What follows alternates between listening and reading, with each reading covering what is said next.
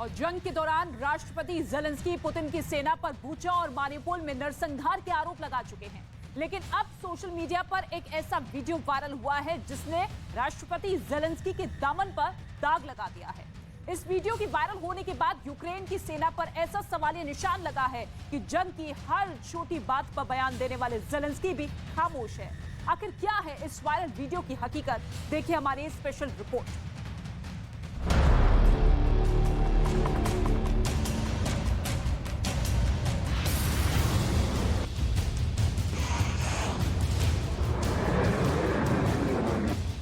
Ukraine जंग को जारी हुए 270 दिन बीत चुके हैं, लेकिन ना तो रूस अपने हमले रोकने के लिए तैयार है और ना ही यूक्रेन की फौज रूस के सामने झुकने के लिए। लिहाजा यूक्रेन जंग लगातार जारी है।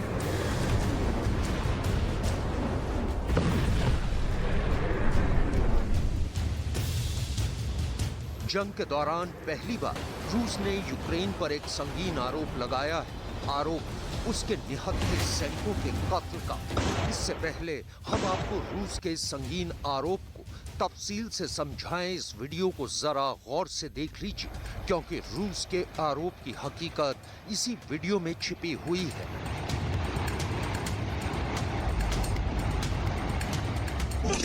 बयालीस सेकंड के इस वीडियो की शुरुआत में दो हथियारबंद सैनिक दिखाई देते हैं और उनके पीछे गोलियां चलने की आवाज साफ सुनाई दे रही है। इसके बाद कैमरा घूमता है और एक तबाह हो चुके घर के आंगन में खड़ी बच्चों की एक लाल रंग की टॉय कार दिखाई देती है।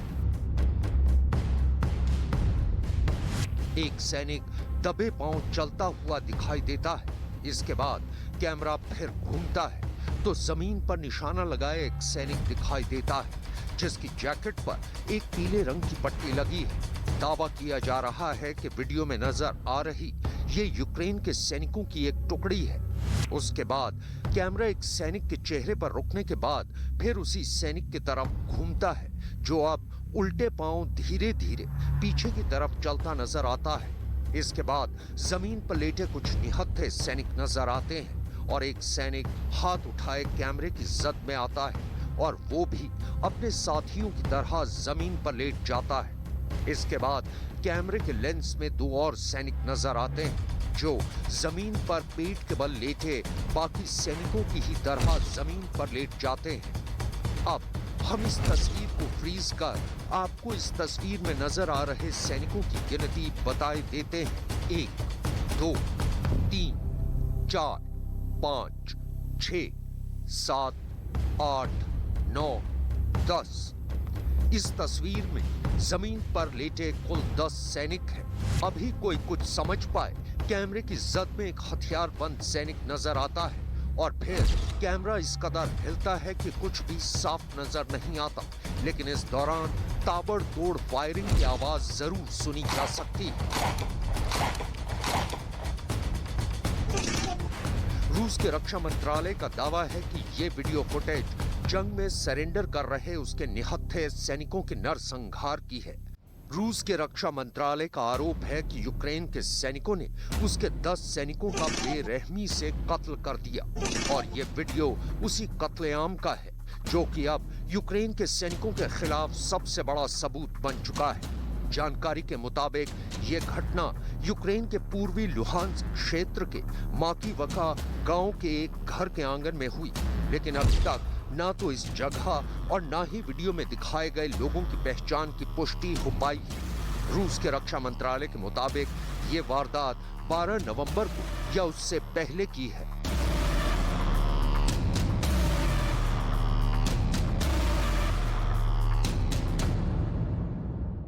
रूस का यह भी आरोप है कि यूक्रेन सेना की 80वीं एयरबोर्न असॉल्ट ब्रिगेड के सैनिक इस कत्लेआम के लिए जिम्मेदार हैं। उग्रफासिस्टों की 80वीं एयरबोर्न असॉल्ट ब्रिगेड ने पकड़े गए रूसी सैनिकों के एक दस्ते को मार डाला। कम से कम 11 लोग मारे गए। कैदियों को गोली मारना किसी भी शासन के लिए एक युद्ध अपराध है। यूक्रेन ने अभी तक रूस के इस संगीन आरोप पर कोई भी प्रतिक्रिया नहीं दी है। अलबत्ता ये दावा जरूर किया है कि लुहांस्क फ्रंट लाइन से 70 किलोमीटर दूर डेनेइनकोव गांव और उसके आसपास के इलाकों में उसके आर्टिलरी हमले में 60 रूसी सैनिक मारे गए हैं। यूक्रेन के सशस्त्र बलों के जनरल स्टाफ ने अपने फेसबुक पोस्ट में यह दावा किया है। यूक्रेन के मुताबिक यूक्रेनी सेना ने खेरसोन के दक्षिण में 40 किलोमीटर दूर मिखेलका शहर पर गोलाबारी की थी। रूसी सेना ने नवंबर महीने की शुरुआत में ही ये शहर छोड़ दिया था और वहां से पीछे हट गई थी। यूक्रेन के उप प्रधानमंत्री के मुताबिक ये जंग 2023 के बसंत तक खत्म हो जाएगी और यूक्रेन के सभी इलाकों से रूसी सेना को खदेड़ दिया जाएगा। I think, being realistic, we should, as a military,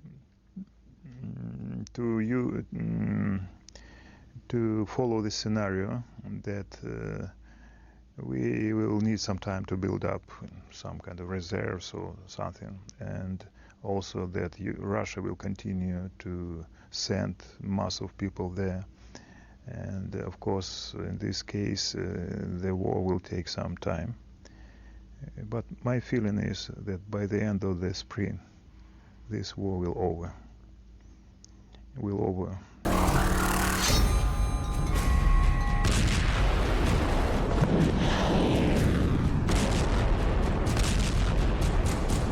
अखबार द डॉन का दावा है कि अमेरिका यूक्रेन पर रूस के साथ शांति वार्ता के लिए दबाव बना रहा है।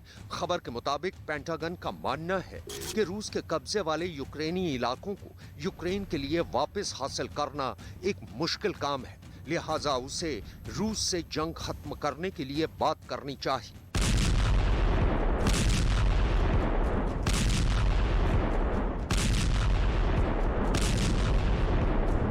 अमेरिकी सेना के joint chiefs chairman general mark Miley के मुताबिक इस वक्त रूस बैकफुट पर है, लिहाजा यूक्रेन को जंग जारी रखने के बजाय बातचीत के जरिए इस जंग को खत्म करना चाहिए। जनरल मार्क माइली के मुताबिक इस जंग में रूस अब तक 1 लाख सैनिकों को गंवा चुका है और इतनी ही बड़ी तादाद में यूक्रेन के सैनिक भी मारे जा चुके हैं। लेकिन अगर यूक्रेन ये जंग जारी रखता है तो आने वाले वक्त में उसे ज्यादा नुकसान उठाना पड़ सकता है।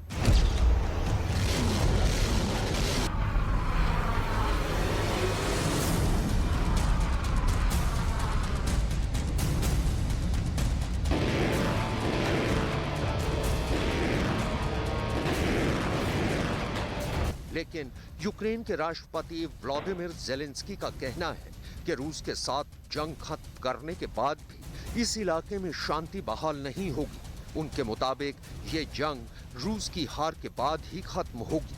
राष्ट्रपति ज़ेलेंस्की का कहना है कि संयुक्त राष्ट्र और G20 के राष्ट्राध्यक्षों को दिए उनके 10 सूत्रीय शांति मसौदे को अमल में लाने के बाद ही इस इलाके में शांति बहाल की जा सकती है। There are 10 items in the Ukrainian peace formula. These are challenges which should be overcome for the sake of security of Ukraine, Europe, and the world. This is peace formula for the world. Ukraine proposed precisely such a peace formula. I presented it to the UN General Assembly and the G20 summit, and I'm asking you to help us implement this formula. This is the only way to the real peace. रूस के रक्षा मंत्रालय का दावा है कि उसकी सेना के हाल के हमलों में यूक्रेनी सेना को भारी नुकसान पहुंचा है। इतना ही नहीं, रूस का तो ये भी दावा है कि उसने यूक्रेन के जिन अहम सैन्य ठिकानों को निशाना बनाकर उन पर मिसाइल हमले किए, वो कामयाब रहे।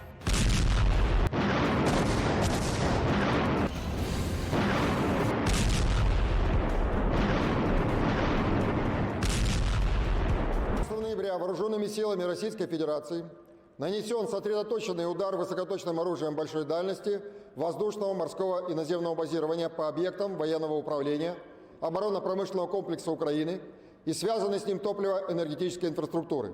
Цель удара достигнута. Все ракеты попали точно в назначенные объекты. В результате удара поражены производственные мощности по изготовлению ракетного оружия. Уничтожен арсенал с поставленным западными странами артиллерийским вооружением, подготовлен для отправки в войска. нарушена переброска резервов вооруженных сил Украины и доставка иностранных вооружений в районы боевых действий. रूस का ये भी आरोप है कि यूक्रेन की फौज जानबूझकर ज़ैपोरिज़िया पावर प्लांट को निशाना बनाकर उस पर बमबारी कर रही है, जिसकी वजह से एक बड़ा हादसा भी हो सकता है। Киевский режим не прекращает провокации с целью создания угрозы техногенной катастрофы на Запорожской атомной электростанции. В течение 19 ноября артиллерия Вооруженных сил Украины по территории атомной станции выпущено 11 крупнокалиберных артиллерийских снарядов. Утром 20 ноября украинские войска дважды обстреляли территорию атомной станции. लेकिन यूक्रेन की सेना ने यह दावा किया है कि खेरसोन इलाके में उसकी सेना ने रूसी फौज को भारी नुकसान पहुंचाया है।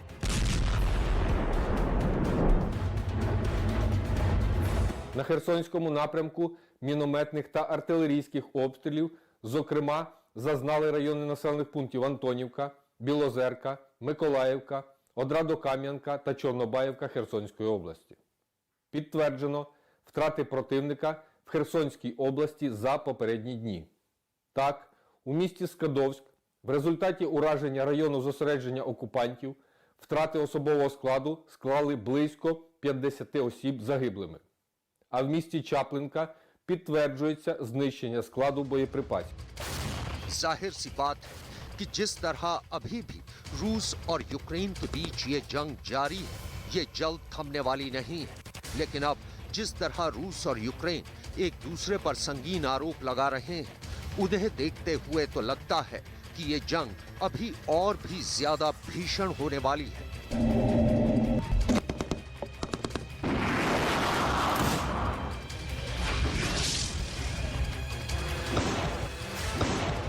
लेकिन दुनिया बस इसी बात से डरी हुई है कि कहीं राष्ट्रपति पुतिन इस जंग को खत्म करने के इरादे से यूक्रेन पर परमाणु हमला न कर दे, क्योंकि अगर ऐसा हुआ तो दुनिया एक नई जंग की आग में जलने के लिए मजबूर हो जाएगी।